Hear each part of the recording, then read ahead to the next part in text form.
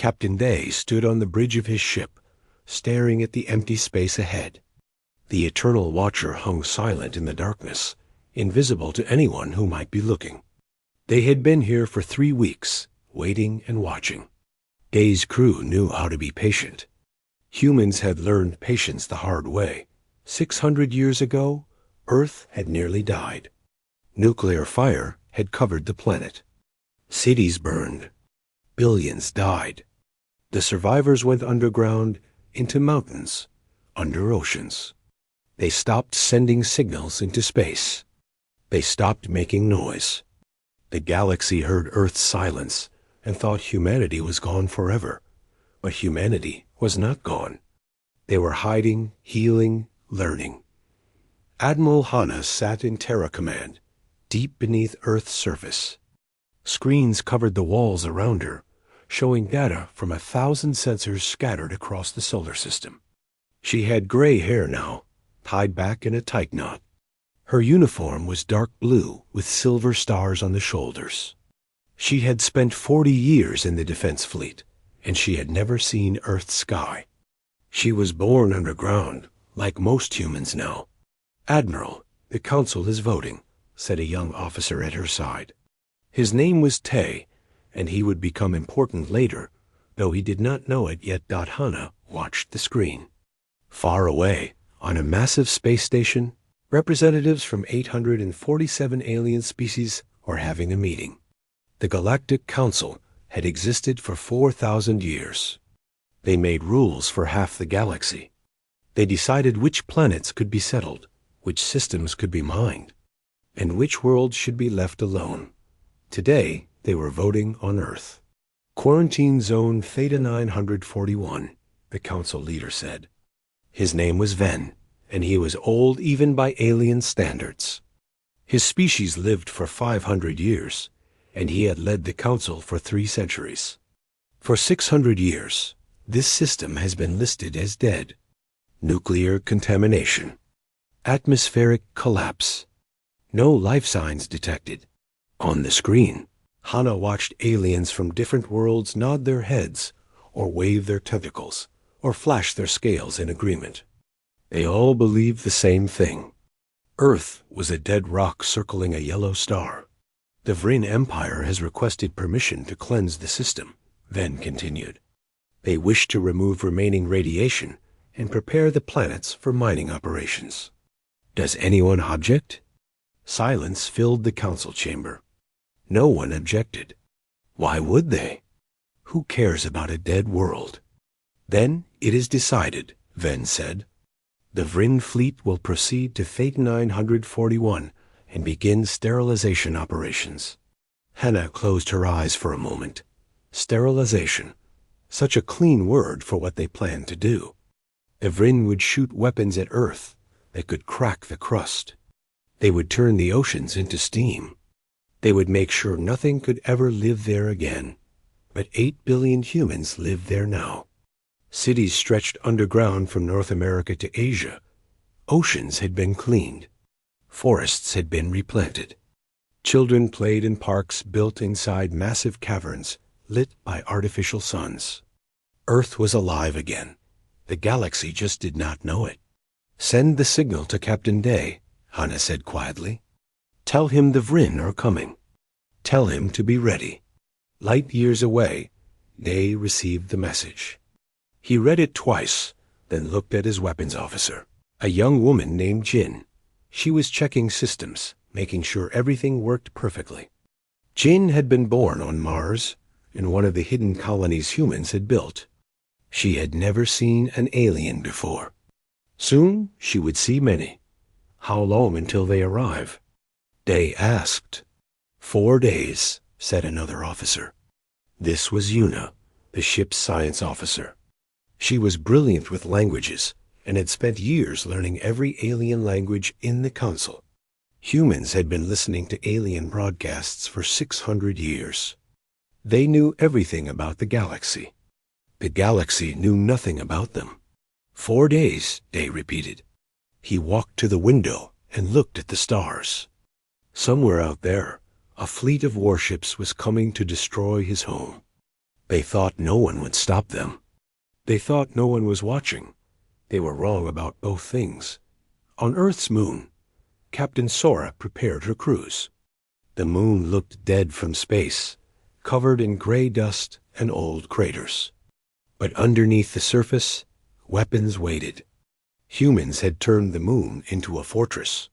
Hundreds of defense platforms hid in the dust, ready to rise when needed. How many ships are coming? Sora asked her second officer. 47 Vryn warships, he replied, including their flagship. They are not being subtle about this. Sora smiled, but there was no humor in it. Why would they be subtle? They think they are just cleaning up an empty system.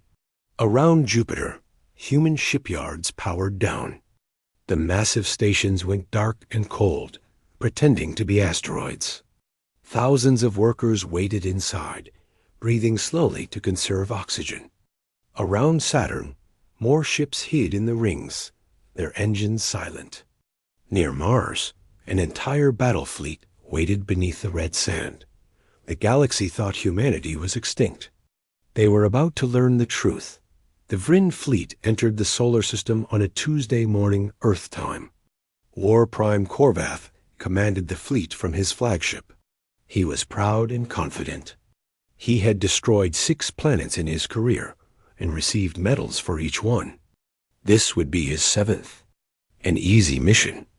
A dead world could not fight back. Begin scanning operations, Corvath ordered. His crew obeyed, sending sensor beams toward each planet. They saw Jupiter, massive and swirling. They saw Saturn with its beautiful rings. They saw Mars, red and quiet. They saw Earth, blue and white and seemingly peaceful. One officer, Millith, noticed something strange in the data. Odd electromagnetic readings near Jupiter. Unusual patterns around Saturn. But when Millith reported this, Corvath laughed. Probably just solar radiation, Corvath said. Stop worrying about ghosts and prepare the planet killer missiles. On the Eternal Watcher, they watched the Vryn fleet pass Mars. His heart beat faster. They were so close now. The enemy was inside his home. Inside the place where his children lived, where his parents had died to protect. Admiral Hana, Day said quietly into his communication device. They are approaching Earth, requesting permission to engage. Far below, in Terra Command, Hannah looked at 8 billion faces in her mind. Every human alive depended on her next words. Not yet, Captain, she said. Let them show their true intentions. Let them commit to their attack. Then we will show them what humanity has become. The Vryn fleet reached Earth's moon. Corvath smiled as he gave the order. Fire the planet killer missiles. 3 should be enough. Wipe that rock clean. 3 massive weapons launched from the flagship. They moved slowly at first, then faster, accelerating toward Earth. Each one carried enough power to destroy a continent. 3 would kill the planet, but Earth was not dead. And Earth would not die today. Admiral Hannah watched the missiles on her screen. She waited until they were halfway to Earth. Then she spoke one word. Now, the space around Earth suddenly came alive with light. Thousands of defense satellites that had looked like dead metal and floating junk suddenly powered on. Their surfaces shifted and changed, revealing weapons that no alien species had ever seen before.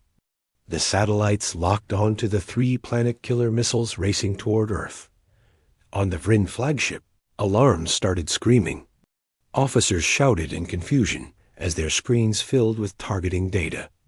Millith, the science officer who had noticed the strange readings, felt fear crawl up her spine. War Prime Corvath.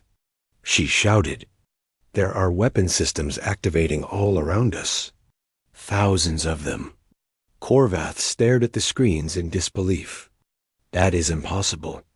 This system is dead. There is nothing here. But the evidence was right in front of him. Energy readings spiked across his sensors. Unknown technology, powered up in every direction. And then High above Earth, the satellites fired. Beams of concentrated energy lanced through space. They were not like normal lasers or plasma weapons. These beams bent gravity itself, creating bubbles of warped spacetime. The 3 planet-killer missiles hit these gravity wells and simply stopped moving. They hung frozen in space, trapped like insects in amber. Then the missiles exploded. But not on Earth. The gravity fields contained the blasts, turning them into small bright stars that burned for 3 seconds and then disappeared. Not a single bit of radiation reached Earth's atmosphere. Captain Day watched from the Eternal Watcher with satisfaction. "Admiral," he said into his communicator, "the missiles have been neutralized. No damage to Earth. Shall I proceed with Decloaked?" Hana's voice came back calm and steady. "Yes, Captain. Show them who we are." Day nodded to his crew. "Drop the stealth field. All weapons to stand by. Open communication channels on all galactic standard frequencies." Jin, the weapons officer, pressed a series of buttons on her console. "Weapons ready, Captain. We have firing solutions on all 47 enemy ships." Yuna, at the communication station, activated the broadcast system. "All channels open, sir. The entire galaxy will hear this." "Good," Day said. He stood up straight, adjusting his uniform. Then he gave the order that would change everything. Decloak the ship. The Eternal Watcher had been invisible for weeks, hiding in technology the galaxy had never imagined. Its hull was covered in metamaterials that bent light and sensor beams around it, making it impossible to detect. But now, those materials deactivated.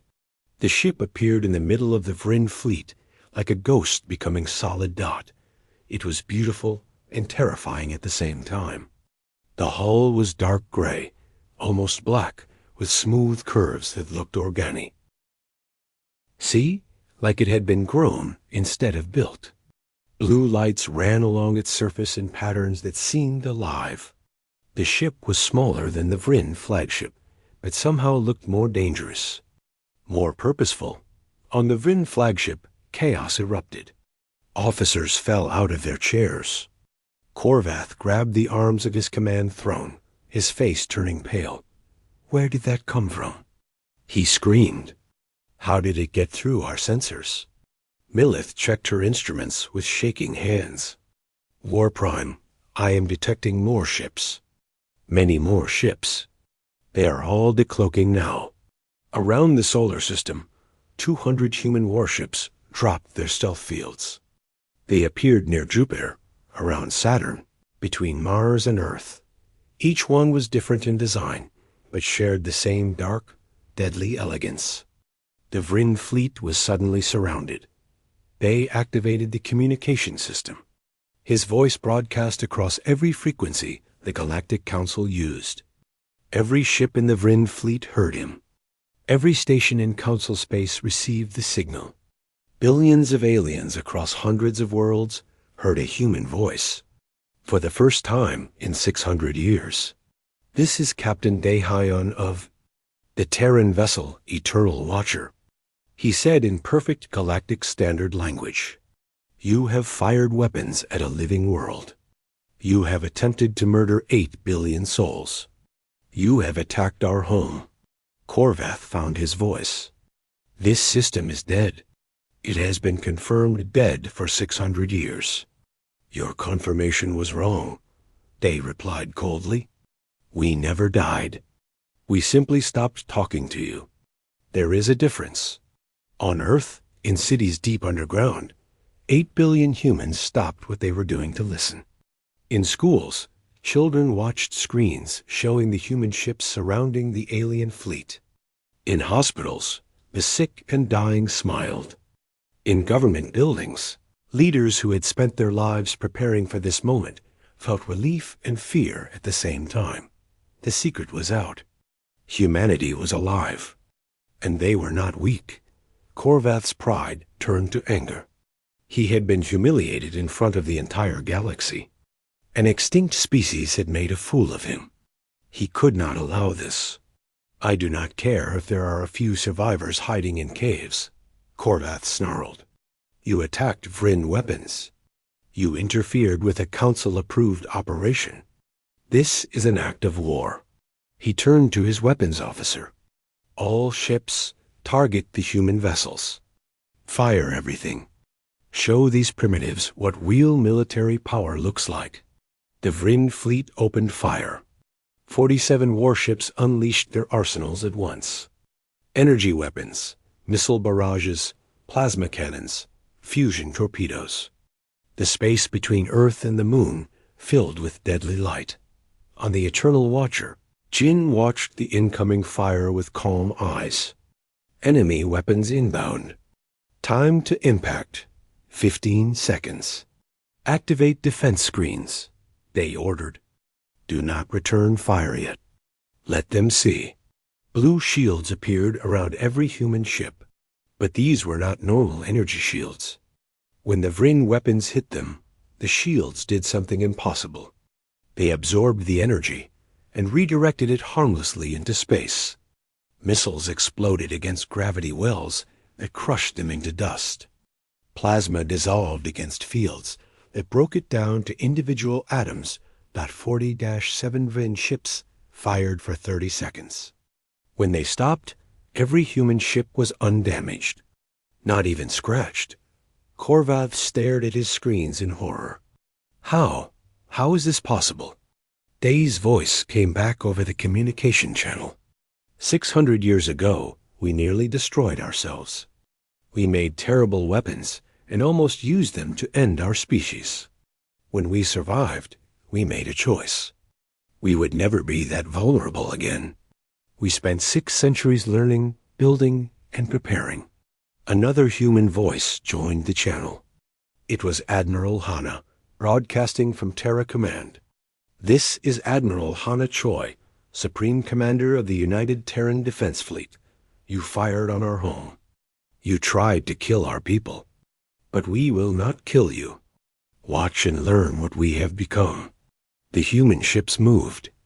They did not move like normal spacecraft, with slow turns and rocket thrust.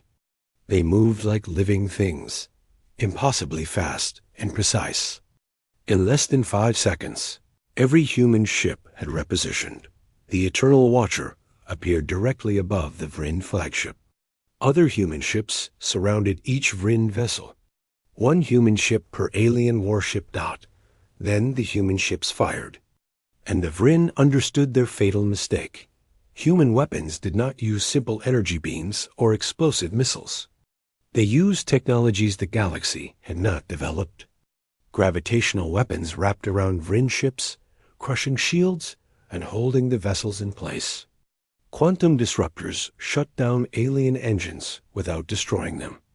Kinetic rounds, tiny pieces of metal accelerated to near light speed, punched through Vryn armor like paper. The battle lasted 4 minutes and 37 seconds. When it ended, 30 Vryn ships were disabled and drifting. The others had surrendered. Not one had been destroyed. Not one Vryn had been killed. Humanity had proven their point without spilling blood. They opened a direct channel to Korvath's flagship. Your weapons cannot harm us. Your shields cannot stop us. But we are not your enemy. We do not want war. We want to be left alone. Korvath sat in his command chair, defeated and humiliated. What are you? We are human, they replied. And we are not extinct. The news spread across the galaxy faster than light.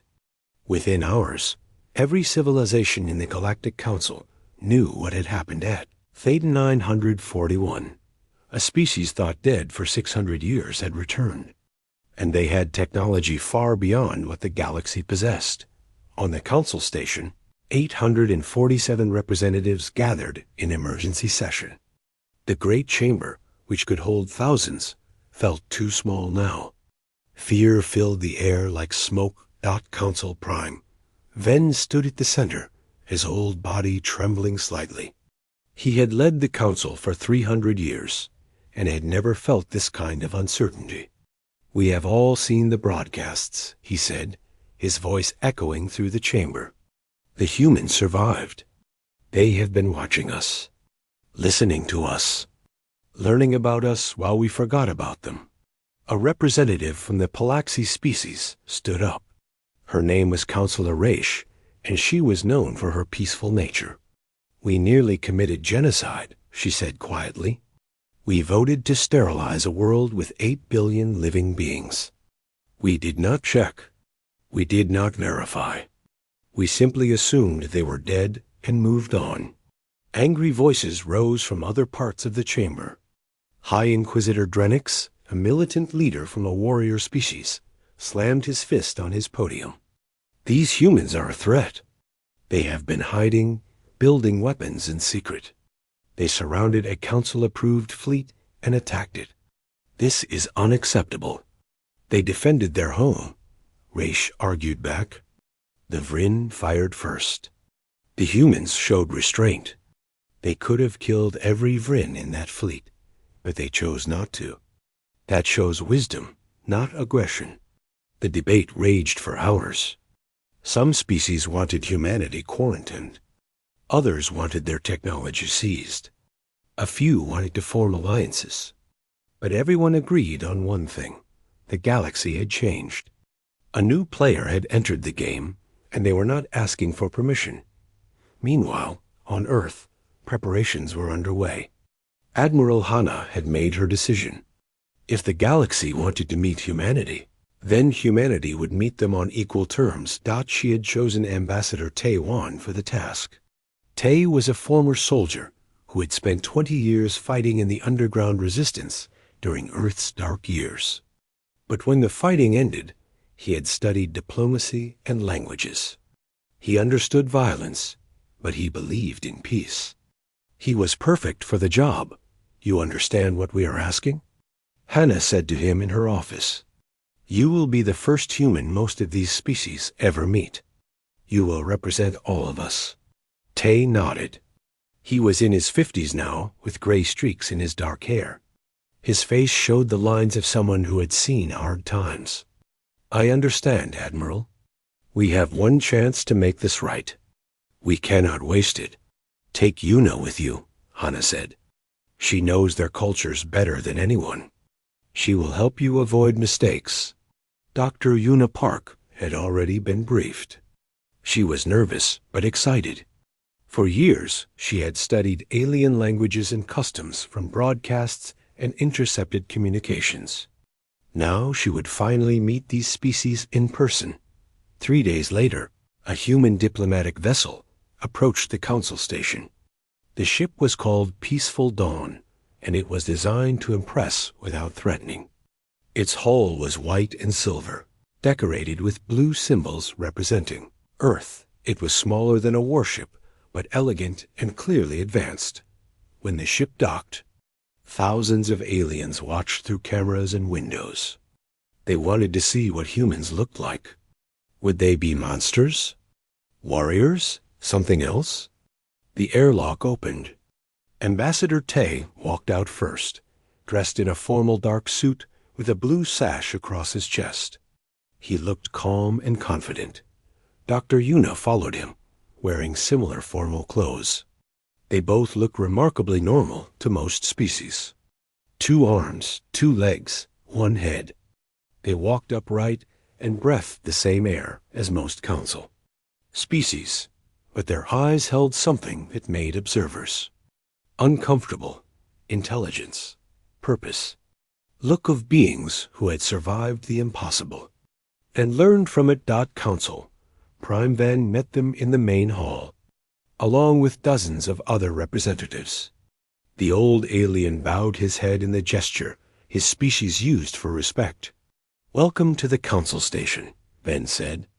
"I am Council Prime Ven. On behalf of the 847 species of the Galactic Council, I offer you our greetings." Tay returned the bow. Yuna had taught him the proper depth and duration. "Thank you, Council Prime. I am Ambassador Tay Wan, representing the United Terran government. This is Dr. Yuna Park, our cultural liaison." Ven gestured toward the great chamber. Please, we have much to discuss. The full council awaits. As they walked through the station, aliens stopped to stare. Some looked curious. Others looked afraid. A few looked angry. Tay noticed all of it, but kept his expression neutral. The great chamber was massive. When Tay and Yuna entered, 847 representatives stood. Some stood on legs, others on tentacles, some floated in hover chairs.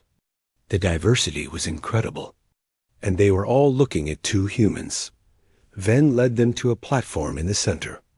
Ambassador Tay-1, you have requested to address this council. We grant you permission to speak. Tay stepped forward. His voice was steady and clear. Yuna had set up a translation device that would broadcast his words in every language simultaneously. Thank you, Council Prime, Tay began. I will be direct because our time is precious.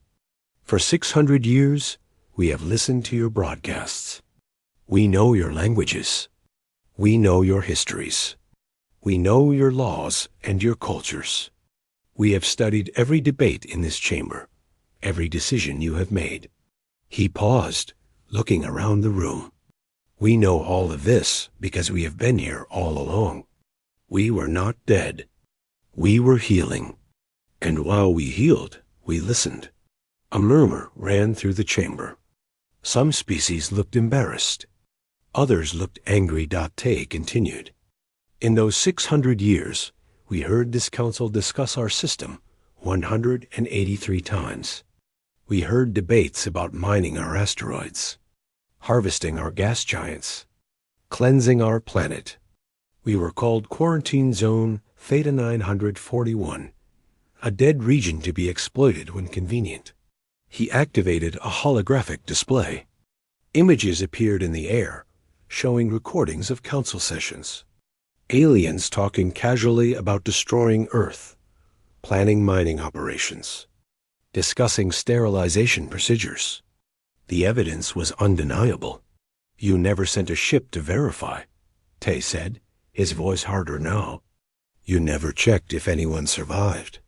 You assumed, and your assumption nearly cost 8 billion lives. The chamber fell silent. Counselor Raish looked down at her desk, shame on her face.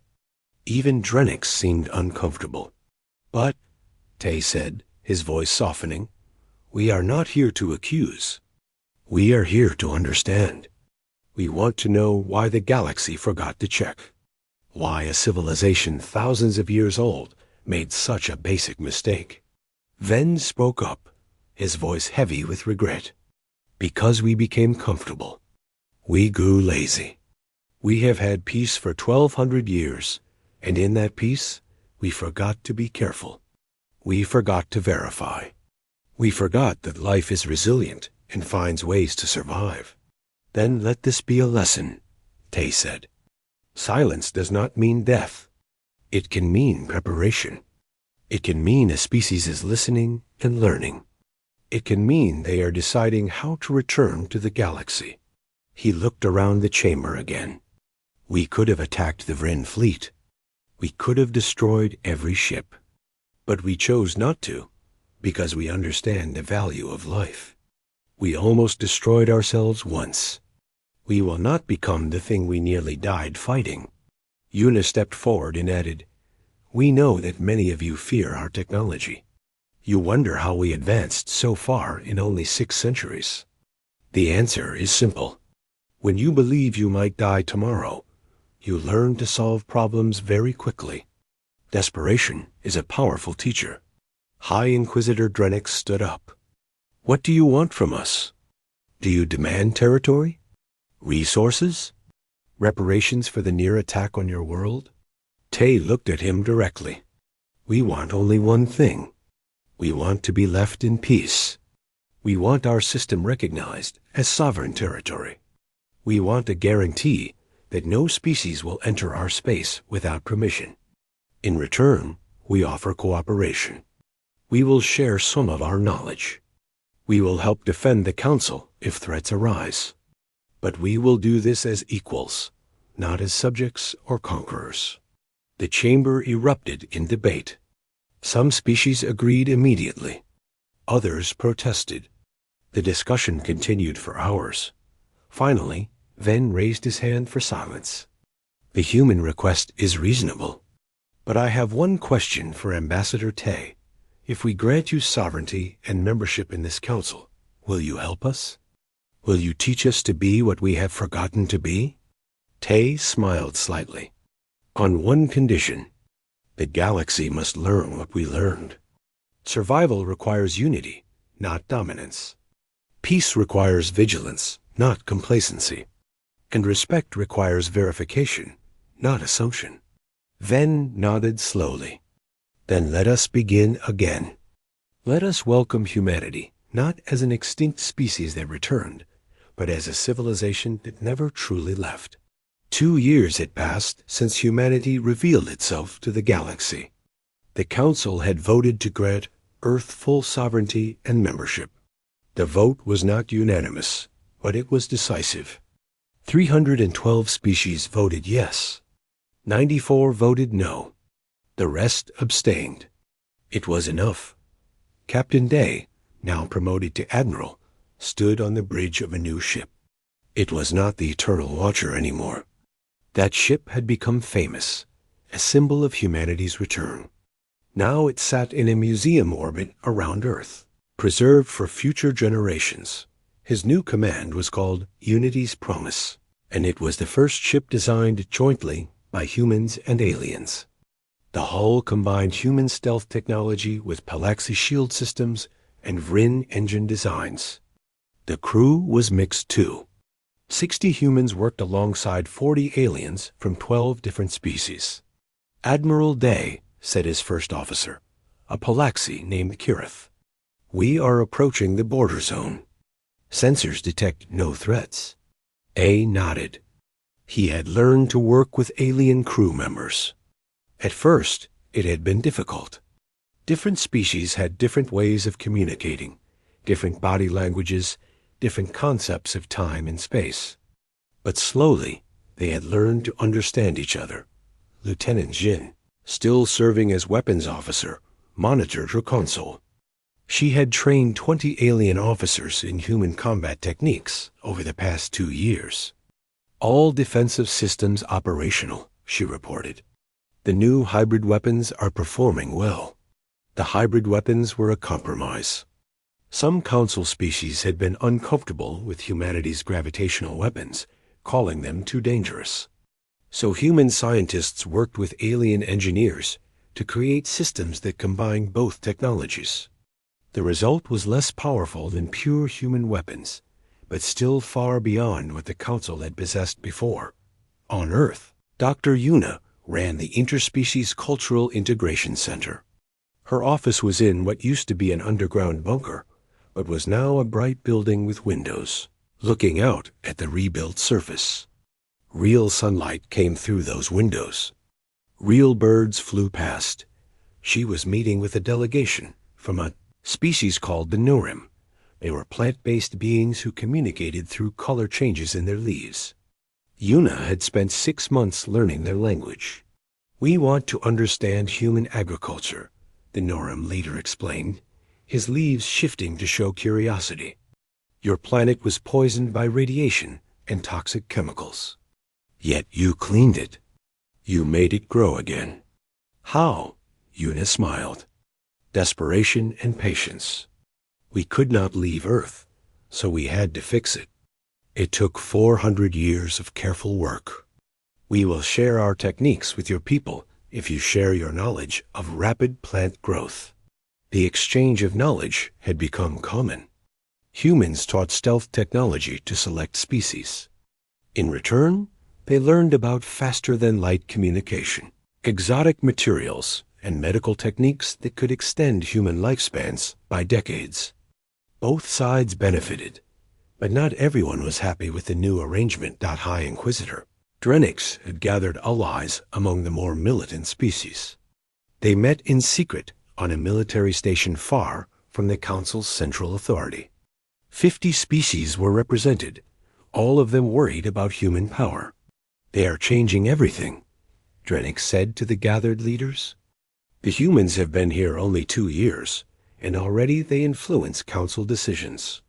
They train our soldiers in their methods. They build ships in our shipyards. Soon they will control us. A representative from the Krell species, a warrior culture, nodded agreement. My government trusts them, but I do not. No species advances so far so quickly without secrets. What are the humans not telling us? Drennick leaned forward. That is exactly my concern. They share some technology, but keep their best weapons hidden. They preach peace, but maintain the most powerful fleet in the galaxy. I believe they are waiting, planning, and when the time is right, they will strike. Unknown to Drennick, his meeting was being monitored. Human intelligence services, working with loyal council species, had placed surveillance devices throughout the station. The conversation was transmitted to Earth within minutes. Ambassador Tay read the report in his office on the council station. He had expected this. Fear did not disappear easily. Some species would always be suspicious. Should we confront him?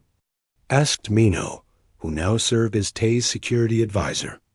Minho had been an engineer on the Eternal Watcher, but had proven skilled at understanding political threats. No, Tay said calmly. Drennick is afraid. Fear makes people defensive. If we confront him, we confirm his suspicions that we are watching everyone. Instead, we show him why his fears are unfounded. 3 days later, Tay requested a private meeting with Drennick. The High Inquisitor agreed, curious about what the human wanted. They met in a neutral conference room, just the two of them. Drennick was larger than Tay, with thick armored skin and 4 arms.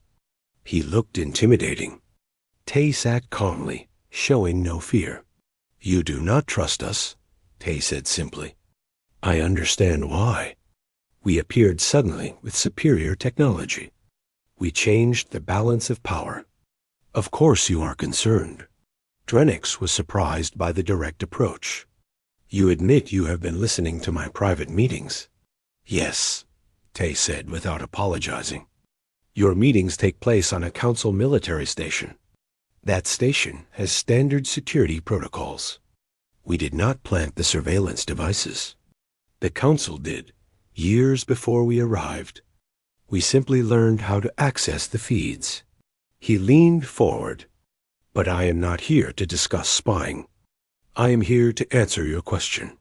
You want to know what humans are hiding, what we are planning, and you will tell me? Drennick asked skeptically. I will show you, Tay replied. He activated a holographic display.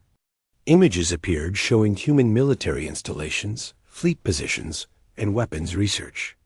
This is our complete military capacity. Every ship, every weapon, every soldier. I am showing you our secrets.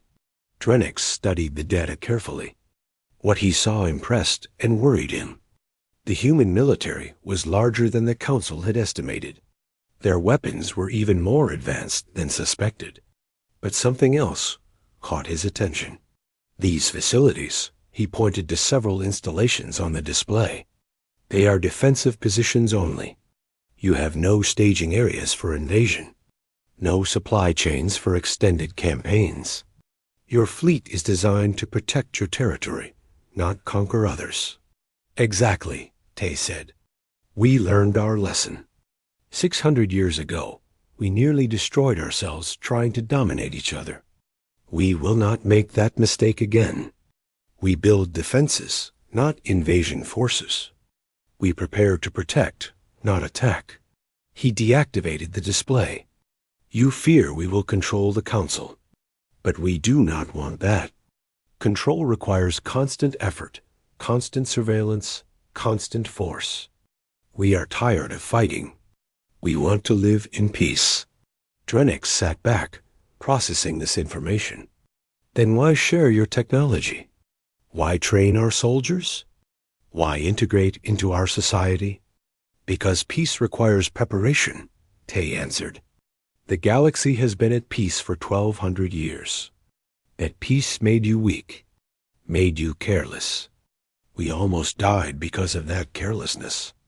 We want to make sure it never happens again, not to us or anyone else."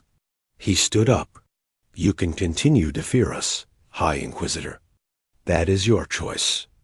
But know that we gain nothing from your fear and everything from your trust. We would prefer to work together." After Tay left, Drennick sat alone for a long time. He reviewed the data Tay had shared. He checked its authenticity through his own intelligence sources. Everything matched. The humans had told the truth. Slowly, his fear began to transform into something else. Respect. On a distant colony world, Captain Sora supervised the construction of the first joint human council settlement. The colony was being built on a planet that the council had abandoned centuries ago due to harsh weather. Human terraforming techniques were making it habitable again. "The atmosphere processors are working perfectly," Sora reported to Earth. "In 5 years, this planet will support 3 million people from 20 different species." She walked through the construction site, watching humans and aliens work side by side. A human engineer showed a Norn scientist how to stabilize the soil. A Palaxi builder learned human construction methods from a former Mars colonist. Language barriers were overcome with translation devices and patience. This was the future Tay had described to the Council. Not human dominance or alien subjugation, but cooperation. Species working together, learning from each other, building something new. Aboard the Unity's Promise, Admiral Day received new orders. There had been reports of strange ships at the edge of Council space.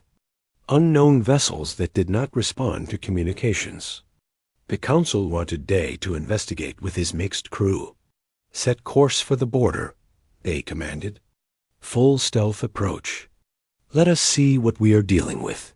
As the ship moved into the darkness, Kirith, his Palaxi first officer, spoke quietly.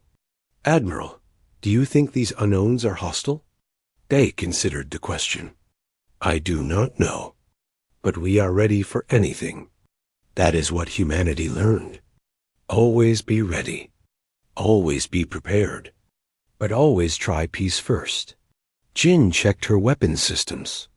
"And if peace fails?" Day's expression was calm but firm.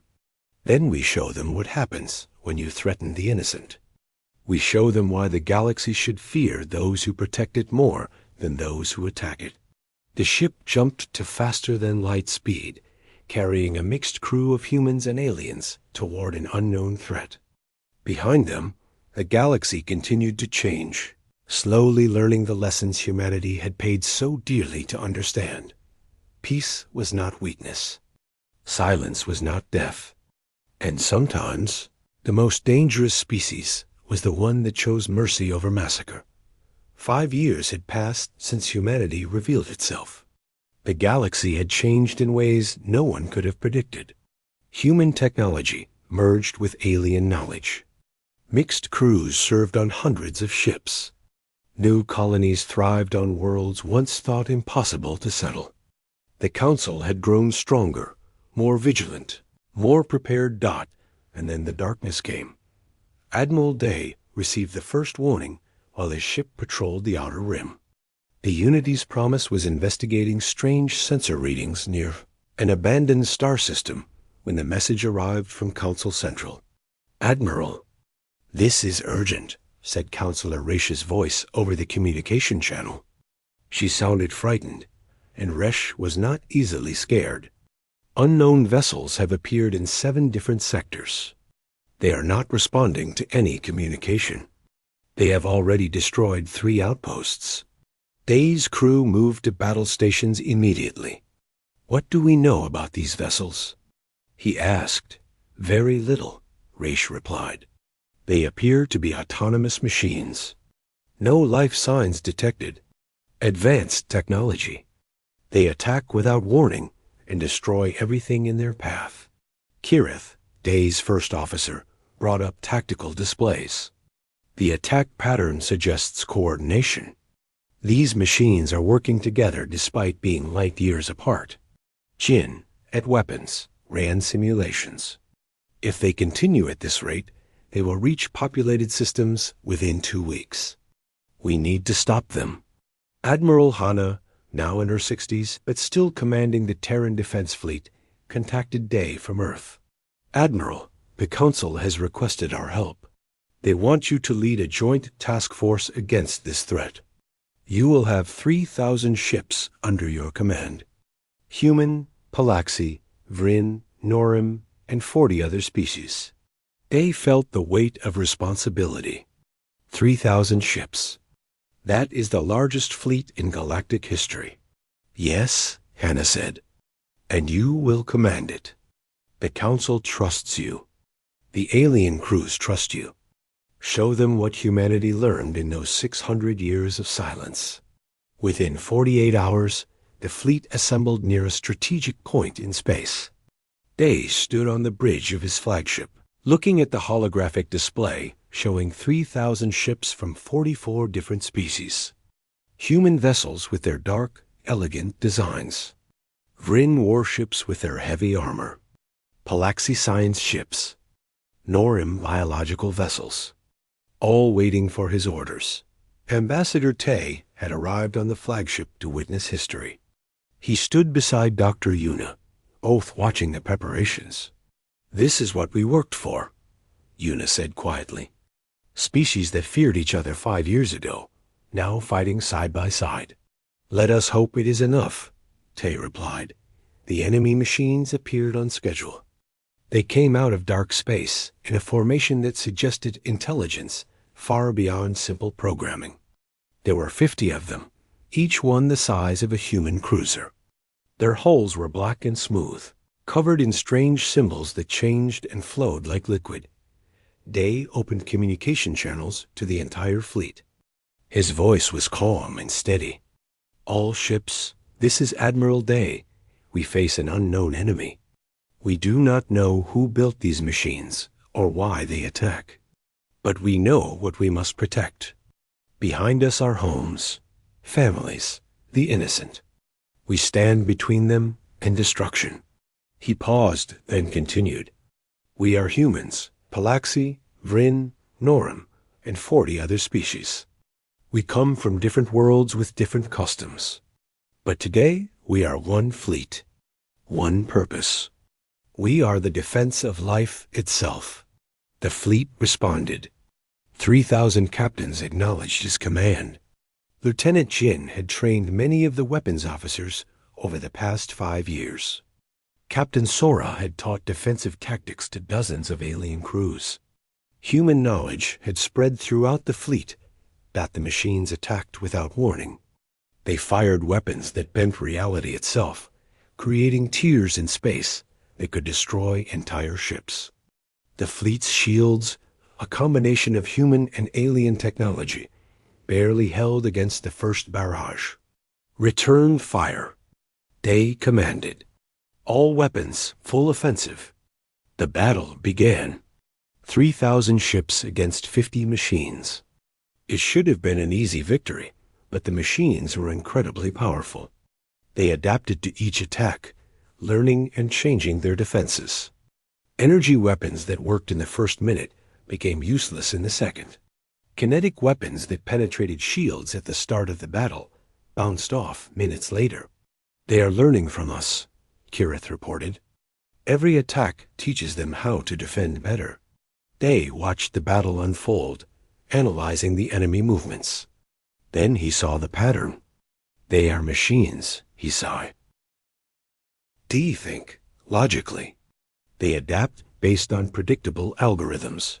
He activated fleet-wide communication. All ships listened carefully. Humans learned something important during our isolation. We learned that survival is not about being the strongest. It is about being unpredictable. He turned to Jin. Randomize all weapons fire. No patterns. No predictable sequences. Mix energy weapons with kinetics. Fire from unexpected angles. Make no sense. The order spread through the fleet. Ships began attacking in ways that violated tactical logic. A heavy cruiser would fire all weapons at one target, then suddenly switch to a different one.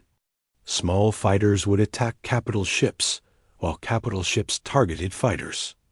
Energy and kinetic weapons mixed randomly. The timing became chaotic. The machines tried to adapt, but they could not predict chaos. They could not prepare for randomness. Their algorithms failed when faced with deliberate illogic. Captain Sora, commanding a defense wing, understood immediately. She ordered her ships to fly in patterns that made no strategic sense. Zigzag when they should fly straight. Retreat when they should advance.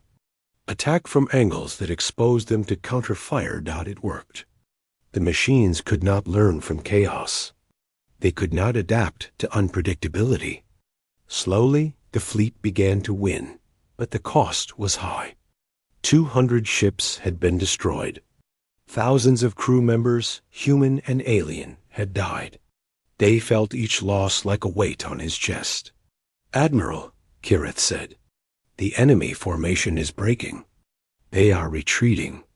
"No," they said, studying the pattern. "They are not retreating. They are combining." The 50 machines moved together, merging into one massive construct. It was 10 times larger than any ship in the fleet, covered in weapons and shields that pulsed with stolen energy from destroyed vessels. "That thing could destroy half our fleet," Jin said quietly. They made his decision. "All ships fall back. Create a defensive perimeter around the colony worlds." "I will handle this." "Admiral, you cannot face that alone," Kirith protested. "I will not be alone," they replied. He activated a special communication channel. "Admiral Hannah, I need the stealth fleet. All of them." From Earth, Hannah had been watching the battle. She knew what Day was asking. The human stealth fleet had been held in reserve, the last line of defense if everything else failed. There were 500 ships, each one invisible to any known sensor technology. "Approved," Hannah said. "They are already on their way. ETA, 2 minutes." Day smiled slightly. Humanity had not shown all its cards. Even after 5 years of cooperation, some secrets remained. The stealth fleet was the most advanced technology humans possessed. And now the galaxy would see it. The giant machine construct moved toward the fleet, preparing to destroy everything in its path. Then it stopped. Its sensors detected something impossible. Energy readings appeared all around it. But there were no ships visible. 500 stealth vessels decloaked simultaneously. They surrounded the construct in a perfect sphere. Each ship fired its gravitational weapons at once, creating a bubble of warped spacetime around the machine. The construct tried to adapt, tried to learn, tried to fight. But it could not move. The gravitational field held it completely still. "Fire the quantum disruptors," they commanded. 500 ships fired weapons that broke down matter at the atomic level. The construct began to dissolve, its stolen energy returning to space as harmless radiation. In 30 seconds, it was gone. Nothing remained except fading light. The fleet watched in silence.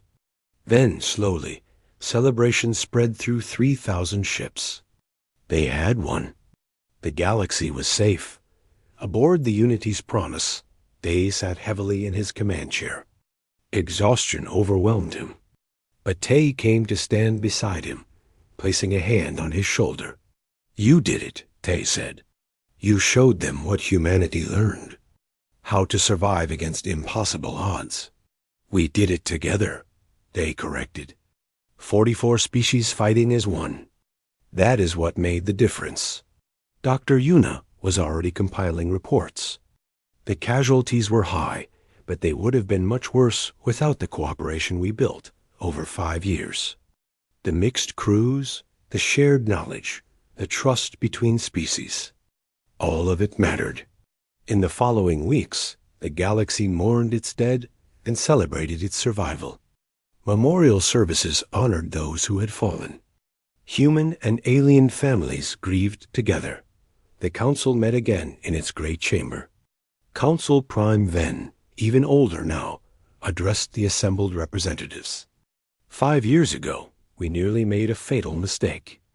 We nearly destroyed a species that would save us all. Today, we stand alive because humanity taught us what we had forgotten. He looked at Ambassador Tay, who sat in the human delegation section. They taught us that silence can mean strength, that peace requires preparation, that mercy is not weakness, and that survival requires unity, not dominance. High Inquisitor Drenix stood up. The militant leader who had once feared humanity now spoke with respect. I was wrong about the humans. I thought they would conquer us. Instead, they protected us. They saved us. He bowed toward Tay, a gesture of deep respect in his culture. The humans could have let us die. They could have used this crisis to demand control. Instead, they fought beside us as equals. This is the mark of true allies. Other representatives stood and bowed as well. Species from every corner of the galaxy showed their gratitude. Admiral Hana watched the ceremony from Earth. Beside her stood the new generation of human officers. Young people who had grown up knowing the galaxy instead of hiding from it. They would inherit this new future. Admiral, one young officer asked, do you think we did the right thing? Revealing ourselves? Sharing our technology? Hannah thought about the question carefully. She remembered the dark years underground. She remembered watching sensors for threats that never came. She remembered the fear that humanity would die alone and forgotten. Yes, she said finally. We survived by hiding, but we thrived by helping. The galaxy made a mistake 5 years ago. They thought we were dead, but we made a mistake too. We thought we could survive alone. Both of us were wrong. She looked at the young officer. Your generation will not hide. You will not face the galaxy alone. You will work with others, learn from them, teach them. That is the future we fought to create. On the council station, Ambassador Tay gave his final speech of the session. 5 years ago, a human ship Decloaked. We appeared in the middle of a fleet that came to destroy us. We could have met them with anger. We could have met them with revenge. Instead, we met them with truth. He looked around the chamber. We told you that silence does not mean death. We told you that assumptions can be fatal. We told you that respect requires verification. Today, you learned those lessons in the hardest way possible. But you learned them, and you will remember. Tay's voice grew softer, but more powerful. The galaxy nearly made a fatal mistake. But it did not complete that mistake. Instead, the galaxy learned. It changed. It grew stronger. And that is what we all must continue to do. The chamber stood in respect. 847 species acknowledged the truth of his words. Years later, in schools across the galaxy, children of every species would learn about the Soul Incident. They would study the moment when a human ship decloaked and changed history. They would learn the lesson that shaped their civilization. Never assume silence means death. Sometimes it means a civilization is listening, learning, and preparing to teach the galaxy what it has forgotten. And sometimes, the ones who are nearly destroyed become the ones who save everyone else. That was humanity's gift to the galaxy. Not weapons, not technology, but wisdom born from surviving the impossible and choosing mercy over revenge. The galaxy would never make that fatal mistake again.